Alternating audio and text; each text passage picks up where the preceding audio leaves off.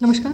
एक बार फिर से स्वागत है आपका ऑनलाइन क्लासेस के इस प्लेटफॉर्म पर। और आज की क्लास में रीजनल प्लानिंग का नेक्स्ट लेक्चर है अपने। इससे पहले भी अपने काफ़ी लेक्चर्स आ चुके हैं जिनमें अपन ने प्रादेशिक नियोजन के प्रकार पढ़े हैं, और इससे पहले वाले लेक्चर में अपन ने प्रादेशिक नियोजन के प्रकार ही पढ़े थे। इस लेक्चर में हम पढ़ेंगे प्रादेशिक नियोजन का अनुक्रम, कि अगर हम किसी क्षेत्र का नियोजन कर रहे हैं तो उसमें किस प्रकार के सीक्वेंस जो है अपने को फॉलो करनी पड़ेगी, तो ये अपन देखेंगे।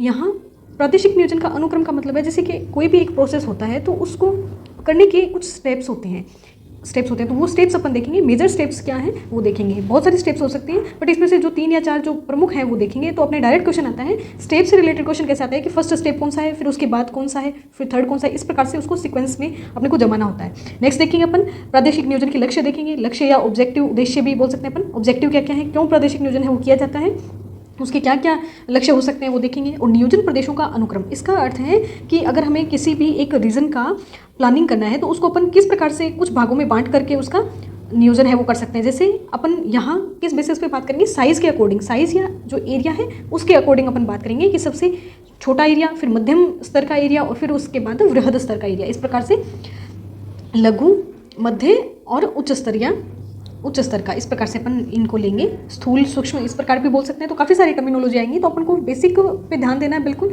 अपने जस्ट क्वेश्चन बनेगा, बहुत इजी क्वेश्चन बनेगा, बट ये है कि अगर एक बार अपन ने देखा होगा तो अपन इजीली उसको कर पाएंगे। तो ये अपना आज का लेक्चर इन 3 प्लानिंग जो है उन पे रहेगा। सबसे पहले अपन देखने नियोजन प्रक्रिया के क्रम का मतलब है एक सीक्वेंस। तो यहाँ आपको डायरेक्ट क्वेश्चन पूछा जाएगा कि नियोजन की प्रक्रिया है उसको आप सीक्वेंस में जमाइए। तो सीक्वेंस जिस प्रकार से अपन रिसर्च करते हैं तो उसका भी एक क्रम होता है, किस प्रकार से एक अवधारणा बनाई जाती है, कंसेप्ट होता है, फिर उसके बाद अपन डाटा कलेक्शन करते हैं, फिर उसके बाद उसका एनालिसिस करते हैं डेटा का, फिर उसके बाद अपन कुछ रिजल्ट है उस पर पहुंचते हैं। तो इसी प्रकार से जो नियोजन की प्रक्रिया है उसमें भी कुछ निर्धारित किए हुए चरण हैं, तो अपन उनको देखते हैं। सबसे पहले है परसेप्शन, प्रत्यक्षीकरण, फिर है प्रकटीकरण, रिवेलेशन, फिर है परियोजना का निर्माण, प्रिपरेशन, और फिर है एग्जीक्यूशन। तो सबसे पहले क्या होगा, परसेप्शन आएगा, उसके बाद एग्जीक्यूशन आएगा। अगर आपको ये 2 ही याद रह जाएंगे तब भी आप जो अगर बीच में कुछ और भी स्टेप्स दे दें तब भी आप इनको इजीली जो अपना सीक्वेंस है उसको बना पाओगे। सबसे पहले है प्रत्यक्षीकरण, परसेप्शन, और सबसे लास्ट में एग्जीक्यूशन। तो इतना तो आपको याद रह जाएगा कि सबसे पहले क्या करते हैं अपन कि कोई स्थान है वहाँ पर किस प्रकार की परिस्थितियों का निर्माण किया जा सकता है। तो वो अपने को पता चल जाएगा कि हाँ ये एक बड़ा क्षेत्र है, तो इसके लिए यहाँ जनसंख्या का जमाव है वो ज़्यादा होगा, इसको अगर अपन बेटर फैसिलिटीज़ हैं वो प्रोवाइड करें। तो ये क्या है, प्रत्यक्ष। सबसे पहले है स्थानिक परिस्थितियों का निर्माण करेंगे, तो ये है प्रत्यक्षीकरण। फिर उसके बाद वो जो संसाधन वहाँ उपलब्ध हैं, जिस प्रकार की संभावनाएं व संसाधन वहाँ उपलब्ध है उनका प्रकटीकरण होना। कि अगर कोई एक खनन का क्षेत्र है तो अपन को पता चल गया कि यहाँ पर खनिज अगर अपन निकालें तो इस क्षेत्र की जो निवास्यता है या यहाँ के जो निवासी हैं उनका जीवन स्तर बेहतर बनाया जा सकता है। तो सबसे पहले अपन ने स्थानिक परिस्थिति देख ली, फिर अपने उस पर क्या वहाँ उपलब्ध संभावनाएं थी खनन की, तो उसका प्रकटीकरण हुआ। उसके बाद अपन क्या करेंगे, उस खनिज को, उद्योग को विकसित करने के लिए अपन योजना बनाएंगे। वहाँ पर जो भी इंडस्ट्री जो लगाएंगे उनको बुलाएंगे, वहाँ पर जो इन्वेस्ट है उसकी भी अपन योजना बनाएंगे, और वहाँ कौन कौन से उद्योग हैं, फिर उनके ऊपर और जो सब इंडस्ट्रीज जो हैं उन पर बेस्ड वो लगाई जा सकती है। तो इस प्रकार से अपन क्या करेंगे, एक परियोजना बनाएंगे, भौतिक रूपरेखा का निर्माण करेंगे, जिसमें सभी प्रकार के जो हैं वो जो पूरी योजना है शुरू से लेकर अंत तक हमें क्या क्या कार्य करने हैं उसकी एक अपने पास एक आउटलाइन तैयार हो जाएगी। उसके बाद क्या करेंगे अपन, कार्यान्वयन का मतलब है एग्जीक्यूशन। किसी भी जो योजना अपन ने बनाई उसको अपन किस प्रकार से एग्जीक्यूट करेंगे। तो उसमें क्या होगा कि उद्देश्यों के प्राप्तिकरण हेतु अपन एक स्ट्रेटेजी बनाएंगे, एक प्लान बनाएंगे, और फिर उस प्लान को तैयार करके उस प्लान के अकॉर्डिंग अपन वर्क करेंगे। तो कार्यान्वयन सबसे पहले परसेप्शन या प्रत्यक्षीकरण, फिर है कार्यान्वयन। तो ये ऑर्डर आपको याद रखना है, डायरेक्ट पूछा जाएगा तो अपना क्वेश्चन गलत नहीं हो, इसलिए मैंने यहाँ इसको इंक्लूड किया है। नेक्स्ट देखते हैं अपन रीजनल प्लानिंग के लक्ष्य देखेंगे। उसमें जो साइंटिस्ट है या जो विचारक है उन्होंने क्या क्या बोला है उससे अपन रिलेटेड देखते हैं। सबसे पहले एल्डन व मॉर्गन का स्टेटमेंट आता है। एल्डन व मॉर्गन 1974 के अकॉर्डिंग प्रादेशिक नियोजन क्या है, प्रादेशिक नियोजन की रुचि का केंद्र है भौतिक, सामाजिक, आर्थिक, राजनीतिक आदि तत्वों को किसी प्रदेश विशेष के संदर्भ में समन्वित रूप की सोच पर केंद्रित होती है। तो इसकी रुचि क्या है ये बताइए एल्डन व मॉर्गन ने, कि कोई भी एक संदर्भ ले सकते हैं अपन, जैसे फिजिकल कॉन्टेक्स्ट में हो सकता है, सामाजिक संदर्भ हो सकता है, या फिर वहाँ पर कोई एक संसाधन को डेवलप करके उसकी जो इकोनॉमिक कंडीशंस है प्रदेश की वो अच्छी की जा सकती है, राजनीतिक स्तर पर कोई क्षेत्र है वो विकसित किया जा सकता है। तो किसी एक के संदर्भ में लेकर हम उसको एक इंटीग्रेटेड रूप में, कि अगर हमने वहाँ पर कोई एक फिजिकल अगर करेक्टरिस्टिक को लिया है अपन ने वहाँ पर डेवलप करने के लिए, तो उससे रिलेटेड वहाँ का जो जीवन स्तर है वो बेहतर बनाना होगा अपने को। वहाँ पर शिक्षा है उसकी भी अच्छी जो व्यवस्था है वो बनानी होगी, वहाँ पर मेडिकल जो सुविधाएं हैं अपने को वो प्रोवाइड करनी होगी। तो एकीकृत रूप से विकास करना है हमें, ये कहना है एल्डन व मॉर्गन का, समन्वित रूप से। नेक्स्ट है नीरज जेटली।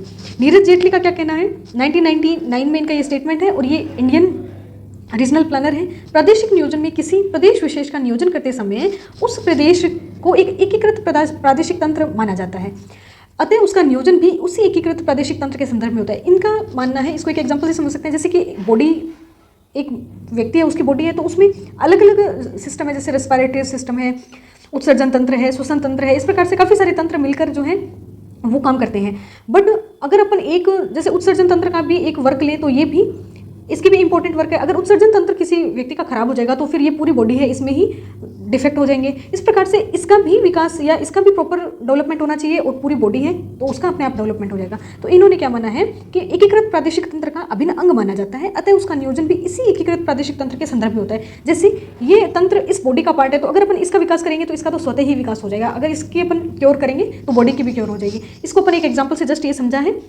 नेक्स्ट क्या है कि जो प्रादेशिक नियोजन है वो अन्य प्रकार के जो नियोजन अपन ने पढ़े थे, सेक्टोरल प्लानिंग पढ़ी थी अपन ने, यूटिलिटेरियन टाइप के, उपयोगितावादी, उद्देश्यवादी प्रयोजन पढ़ा था, उन सबसे किस प्रकार से अलग है।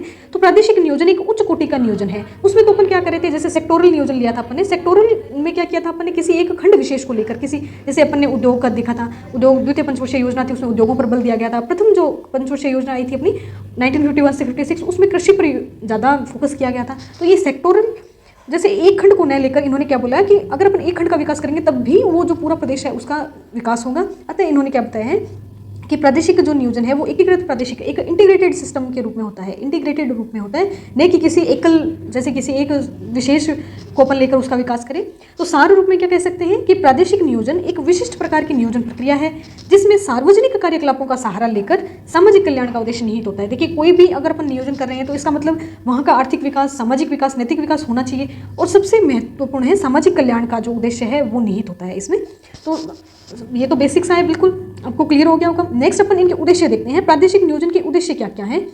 यहाँ उद्देश्य या लक्ष्य ये आपको अलग अलग बुक्स में अलग अलग मिलेंगे, बट आप अगर एक नॉर्मल सा आपने यहाँ पर इसका व्यू लिया होगा तो आपको इजीली आप एग्जाम में जो है वो क्वेश्चन गलत नहीं होंगे। यहाँ पर थोड़ी सी लैंग्वेज टफ लग सकती है आपको, बट अपन एक बार इसको देख लेंगे तो इजीली आप क्लियर कर लेंगे सब चीज़ें। देखते हैं अपन, सबसे पहला उद्देश्य है जीवन संरक्षण। अब देखिए, जीवन संरक्षण का मतलब क्या होता है कि एक अपन प्रदेश का नियोजन करें तो वहाँ का जो पूरा समाज है, वहाँ की कम्युनिटी है, उसका विकास होना ही, पूरी कम्युनिटी का विकास करने के लिए तो अपन नियोजन कर रहे हैं, वहाँ की जो जनसंख्या है उसको बेहतर सुविधाएं प्रोवाइड कर सकें अपन। तो केरल ऑर्नोविंसी का इसमें स्टेटमेंट है कि प्रदेश के निवासियों के स्वास्थ्य, सुरक्षा तथा सुविधा का पूरा ध्यान रखा जाए ताकि समाज कल्याण का प्रबंध हो सके। इससे पहले भी अपन ने यही बोला कि प्रादेशिक नियोजन का जो मुख्य उद्देश्य है वो क्या है, समाज कल्याण। समाज कल्याण, तो इससे आप समझ लोगे कि ऑर्नोविंसी है, उन्होंने भी यही कहा है कि समाज कल्याण का प्रबंध करना ही प्रादेशिक नियोजन का मुख्य उद्देश्य है। नेक्स्ट देखते हैं संसाधन संरक्षण।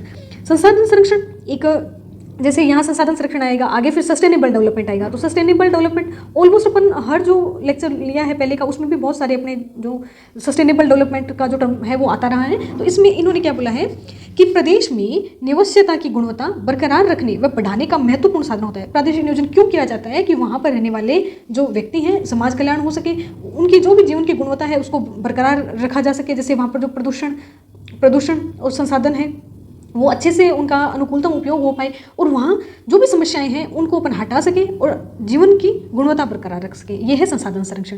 नेक्स्ट है मानवीय ऊर्जा का संरक्षण। मानवीय ऊर्जा संरक्षण से क्या अभिप्राय है कि कोई भी व्यक्ति है उसकी जो मैक्सिमम पोटेंशियल है उसका अपन यूज कर पाएँ, मैक्सिमम पोटेंशियल का यूज कर पाएँ, ये है मानवीय ऊर्जा का संरक्षण। प्रत्येक व्यक्ति को व्यावसायिक स्थानों पर उच्च कोटि की काम करने की सुविधाएं उपलब्ध कराई जाए ताकि प्रदेश उन सबकी संपूर्ण क्षमताओं का पूरा लाभ उठा सके।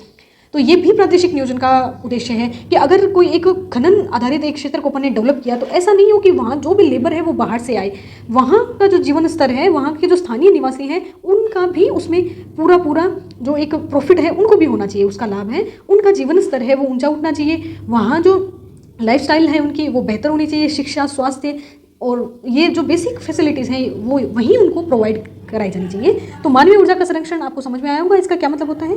तो ये डायरेक्ट टर्मिनोलॉजी है, अगर आपने एक बार देखी होगी तो आपको इजीली क्लियर हो जाएगी। देखते हैं नेक्स्ट है सामुदायिक संचेतना। अब देखिए, संचेतना का विकास या चेतना का विकास कैसे हो सकता है।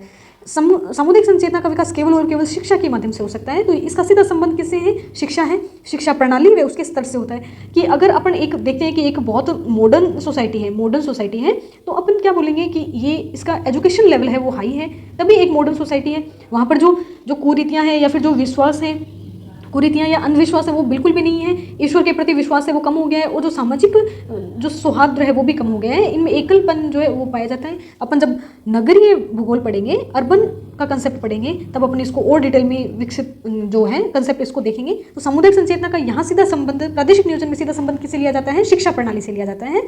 इसका अर्थ क्या होता है कि व्यक्ति और प्रदेश के अंतर संबंधों से, अर्थात एक व्यक्ति है वो प्रदेश से संबंधित है, एक व्यक्ति का विकास है वो एक प्रदेश से संबंधित है, और प्रदेश का विकास है वो उसमें रहने वाले जो निवासी हैं उनके विकास से संबंधित है। तो ये क्या है? अंतर संबंधित हैं दोनों।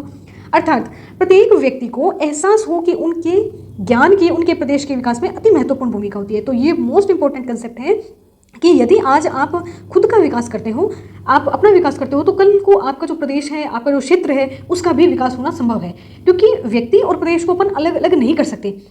तो कोई व्यक्ति अगर अपना एक इंडस्ट्रियल में अपना एक अच्छा अचीव करता है, तो फिर वो क्या करेगा? अपने प्रदेश का जो विकास है उसको बहुत इंपॉर्टेंस देगा। तो ये क्या है? सामुदायिक संचेतना होगी, उस व्यक्ति का प्रदेश से लगाव होगा, तभी ये सब चीज़ें पॉसिबल है। नेक्स्ट देखते हैं भविष्यगामी विकास। भविष्यगामी विकास को अपन ने पहले भी देख लिया, सस्टेनेबल डेवलपमेंट, कि अपने पास जो भी संसाधन है उनका अपन बहुत बुरी तरह से अपन उनका दोहन नहीं करके अपन उनको अगली पीढ़ी के लिए संरक्षित रखें। तो ये क्या हो जाएगा? भविष्यगामी विकास हो गया। अगली पीढ़ी के लिए अपने जो संसाधन है उनको संरक्षित करना और उचित प्रकार से उनका नियोजन करना, संसाधनों को बिना हानि पहुंचाए उन्नति में विश्वास रखता है, तथा भविष्य की आवश्यकताओं की पूर्ति की ओर पूरा ध्यान दिया जा सके, है ना। यही बात है जो मैंने बोली है। नेक्स्ट है भूमि उपयोग तर्कसंगतता। भूमि उपयोग तर्कसंगतता का मतलब है कि भूमि का उचित प्रकार से प्रयोग करना, ताकि उसका अपन एक भी कोई जो पार्ट है उसको अपन वेस्ट नहीं करें, उसका पूरी तरह से उसका अपन अनुकूलतम उपयोग करें, सुनिश्चित करना। इसकी 3 सिद्धांत है। ये पूछा जा सकता है कभी, बाकी ऐसा नहीं पूछा जाएगा, फिर भी अगर पूछ लिया जाए तो आप इसमें बता सकते हो कि अनुकूलतम उपयोग का सिद्धांत है इसमें। और मल्टी यूज, जैसे कि अपन एक भूमि है उसका कई प्रकार से यूज कर सकें, तो ये भी इसमें है, भूमि उपयोग के तर्कसंगतता में शामिल है। और किसी भी टुकड़े को बेकार नहीं छोड़ने का सिद्धांत। अभी अपन देखते हैं कि जो भी मैक्सिमम जो भी पॉपुलेशन है वो एक रिसोर्सेज वाले एरिया में अपन उसका कंसंट्रेशन पाया जाता है, तो उसके कारण क्या होता है कि संसाधनों पर दबाव बनता है। और जो भूमि का उपयोग है, बहुत सारा जो लैंड का एरिया, जैसे अंटार्कटिका है, मरुस्थलीय क्षेत्र है, थार का मरुस्थल है, सहारा मरुस्थल है, तो यहाँ जो भूमि है वो बिल्कुल वेस्टेज की तरह पड़ी है। और एशिया के जैसे दक्षिण पूर्वी एशिया है, दक्षिणी एशिया, तो इनमें क्या है कि संसाधनों का दबाव है वो लगातार बढ़ता जा रहा है, और यहाँ की जो जनसंख्या है वो बहुत ज़्यादा बढ़ रही है। तो इस प्रकार से अपन क्या करें, एक इस प्रकार का नियोजन करें कि जो भी वेस्टेज जो भूमि पड़ी है उसका भी अपन अच्छे से उपयोग कर सकें, उसके संसाधनों का भी उपयोग कर सकें। नेक्स्ट देखते हैं जनसंख्या वितरण तर्कसंगतता। ये ही बात बोला है कि बहुत जो कम जनसंख्या है वो एक छोटे से भाग पर केंद्रित हो गई है, और बहुत बड़ा जो क्षेत्र है वो जनशून्य क्षेत्र है। तो इस प्रकार से यहाँ जो पूरी पॉपुलेशन है उसका कंसंट्रेशन बढ़ गया है। तो इस प्रकार से ये जो जनशून्य प्रदेश है इसका भी अपन प्रादेशिक नियोजन करें, ताकि यहाँ पर भी जो संसाधन है उनका उपयोग किया जा सके, और यहाँ पर जनसंख्या जो घनत्व है या जनसंख्या दबाव है उसको कम किया जा सके, दबाव कम किया जा सके संसाधनों पर। जैसे ग्रीनलैंड हो गया, अंटार्कटिका हो गया, इस प्रकार से बहुत सारे जो क्षेत्र हैं वो जनशून्य कहे जा सकते हैं। तो यही इसमें कहा गया है कि प्रादेशिक नियोजन का अर्थ होता है या उसका उद्देश्य होता है कि जनसंख्या और संसाधनों में संतुलन बनाना, और इस प्रकार से संसाधन, जैसे यहाँ कुछ फैसिलिटीज़ डेवलप करें अपन, यहाँ पर फैसिलिटीज़ डेवलप करें, तो ये जो जनसंख्या है इसका यहाँ माइग्रेशन हो, और या फिर अपन इस प्रदेश का अगर नियोजन करें तो इस प्रकार से नियोजन करें कि यहाँ सारी फैसिलिटीज़ जो है अपन जनसंख्या को प्रोवाइड कराएं, ताकि संसाधनों का दबाव यहाँ कम होकर यहाँ भी कुछ जनसंख्या है वो आ सके। तो ये पुनर्वितरण इसका करना, जनसंख्या का पुनर्वितरण करना, ये भी प्रादेशिक नियोजन का मेन मोटिव है। बट ऐसा होता नहीं है, क्योंकि प्रादेशिक नियोजन सिर्फ और सिर्फ आर्थिक हितों पर बेस्ड है। जो योजनाएं वो बनाई जाती है आर्थिक, प्रादेशिक और स्थानिक, जो अपन कह सकते हैं स्थानीय जो हित होते हैं उनको देखकर ही बनाई जाती है। और कोई भी व्यक्ति है वो अपने जो मूल जो क्षेत्र है या फिर अपना जो राष्ट्र है उसको छोड़कर एक निर्जन या फिर जहाँ कम फैसिलिटीज़ हैं, कम सुविधा वाले जो क्षेत्र है उसमें जाना पसंद नहीं करेगा। फिर भी अगर ज्योग्राफर इस संदर्भ में प्रयास करें तो ये पॉसिबल है कि कोई भी नियोजन प्रदेश है उसको इस प्रकार से विकसित किया जा सके कि वहाँ पर जो जनसंख्या है उसको प्रेरित किया जा सके वहाँ बसने के लिए। प्रेरित करने वाले जो कारक हैं, प्रेरित तत्व हैं, उनका यहाँ पर अगर अपन कर पाएँ तो जनसंख्या है वो अपने आप आकर्षित हो जाएगी। नेक्स्ट देखते हैं अपन इसमें। नेक्स्ट है वातावरण पुनर्निर्माण। वातावरण पुनर्निर्माण का क्या मतलब होता है ये जैसे कि शब्द को अगर अपन पकड़ लेंगे तो अपन इजीली इसका मीनिंग है वो समझ पाएंगे कि मानव आवश्यकता अनुसार अपनी दक्षता से प्राकृतिक वातावरण में संशोधन कर अपने जीवन को अधिक सुखमय बनाने के लिए विभिन्न सुविधाओं का संरचनात्मक ढांचा तैयार करना। देखिए, मानव की जो भी आवश्यकताएं हैं और वहाँ जो उपलब्ध संसाधन हैं उनको अपन विकसित करके और मानव जीवन और बेहतर हो सके उसके लिए अपन एक इंफ्रास्ट्रक्चर डेवलप करें। तो ये इसमें है वातावरण पुनर्निर्माण। तो एक बेहतर जीवन स्तर उपलब्ध कराने के लिए इंफ्रास्ट्रक्चर को डेवलप करना वातावरण पुनर्निर्माण का कार्य हो जाएगा। नेक्स्ट है परिवेश इकाई रचना। परिवेश इकाई रचना का मतलब है क्रिएशन ऑफ नेबरहुड यूनिट।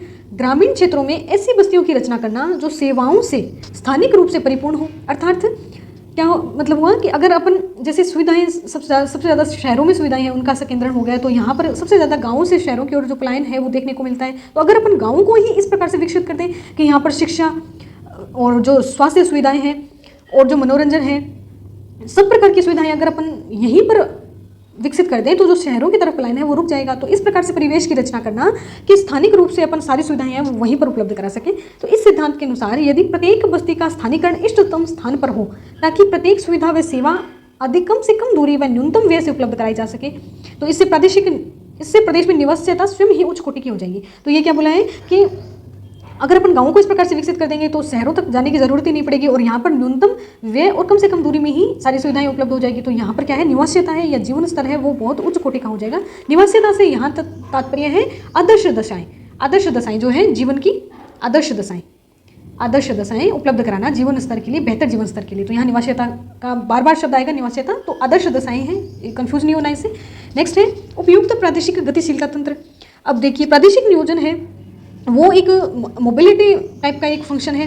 तो इसमें क्या है, स्थिरता नहीं होनी चाहिए। जिस प्रकार से अपन एक कोई योजना बनाते हैं और मान लो उसको 20 साल लग जाते हैं कंप्लीट होने में, 20 साल अगर लग गए तो एक प्रदेश है उसमें भी वहाँ के जो रहने वाले लोग हैं उनकी महत्वाकांक्षा है वो बदल जाएगी। वहाँ पर जो संसाधन है उनका जो उपयोग है वो भी बढ़ जाएगा, क्योंकि जनसंख्या बढ़ेगी तो संसाधनों पर दबाव भी बढ़ जाएगा।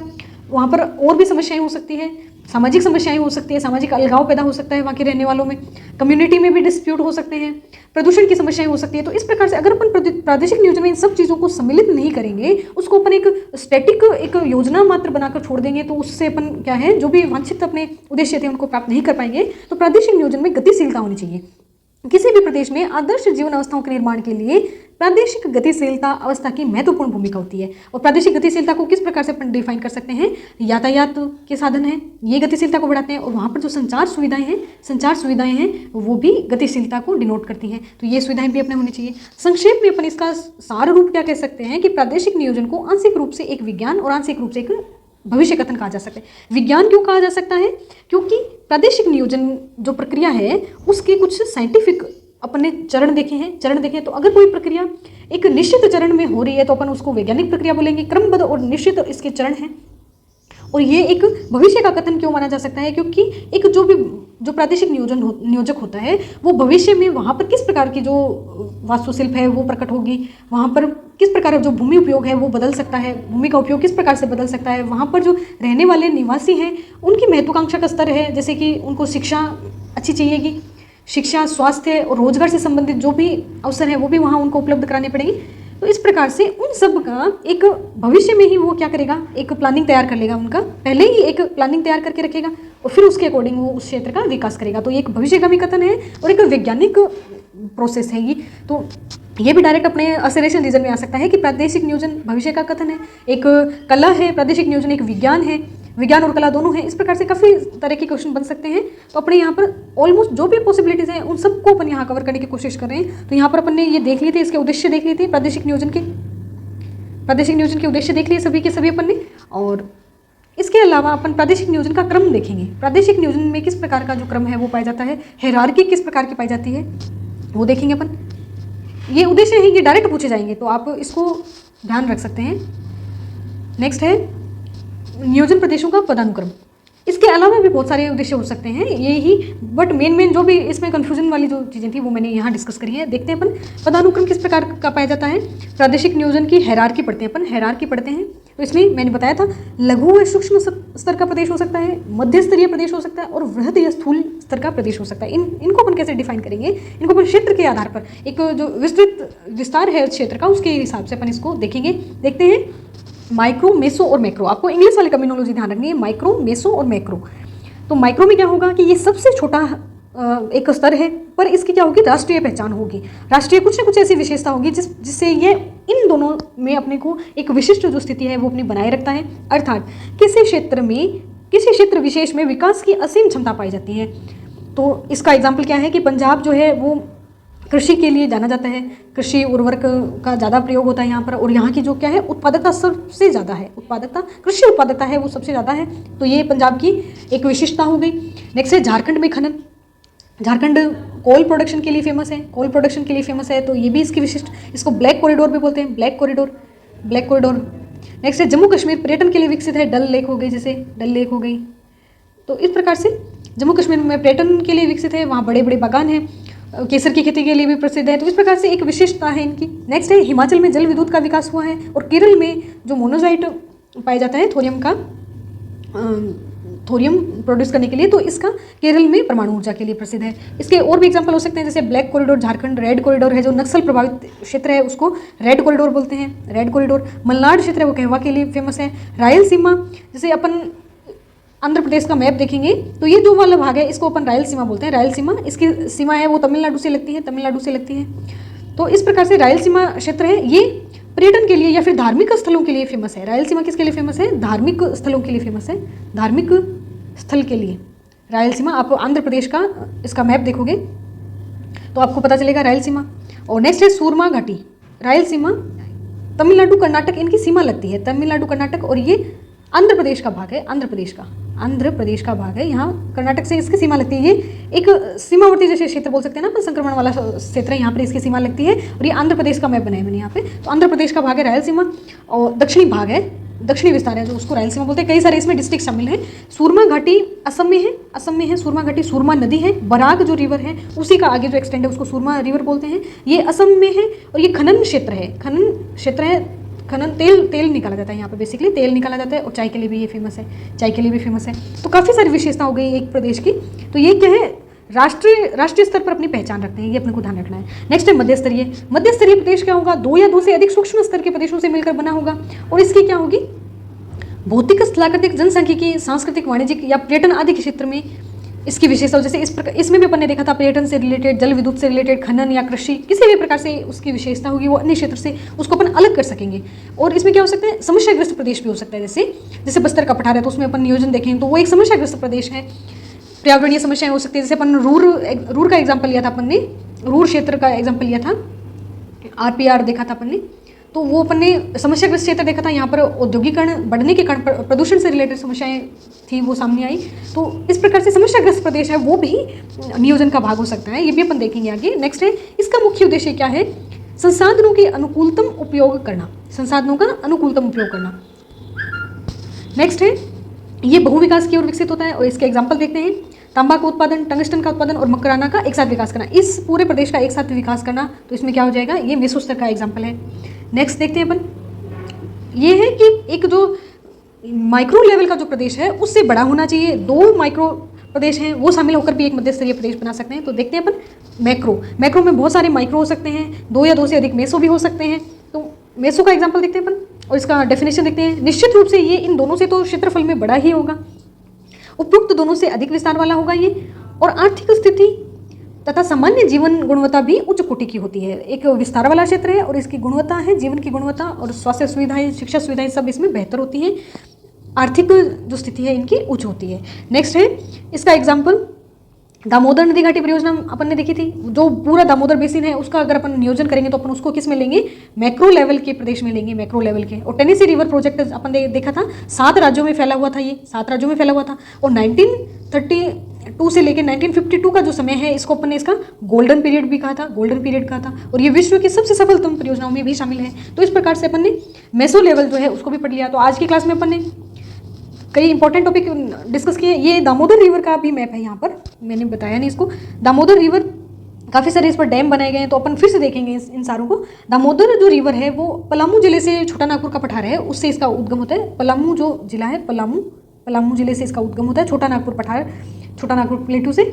और इसमें मेन जो डिस्ट्रिक्ट हैं वो भी देखेंगे अपन। और इसकी जो हुगली रिवर है उसकी सबसे बड़ी ये सहायक नदी है, हुगली की सबसे बड़ी हेल्पिंग रिवर है ये। बंगाल का स्ट्रोक कहा जाता है, आपको पता है, रिफ्ट वैली से होकर प्रवाहित होती है ये, इससे रिलेटेड ये और एक्स्ट्रा इन्फॉर्मेशन हो गई। अपन को यहाँ पर सिर्फ ये देखना है कि जो दामोदर रिवर बेसिन का अगर अपन प्रोजेक्ट लेंगे तो वो किस प्रकार के लेवल में शामिल होगा, उसकी हायरार्की क्या होगी, उसकी हायरार्की होगी मैक्रो, वृहद स्तर का एक नियोजन प्रदेश होगा ये। तो ये सब अपन ने डिस्कस कर लिया यहाँ पे। नेक्स्ट जो लेक्चर होगा अपना भारत में प्रादेशिक नियोजन के प्रकार हैं उस पर बेस्ड अपना लेक्चर होगा। भारत में प्रादेशिक नियोजन के प्रकार पढ़ेंगे। इससे पहले आप जो भी प्रादेशिक नियोजन के प्रकार पढ़े हैं, उपागम पढ़े हैं, उन सबको अच्छे से रिवाइज कीजिए। धन्यवाद।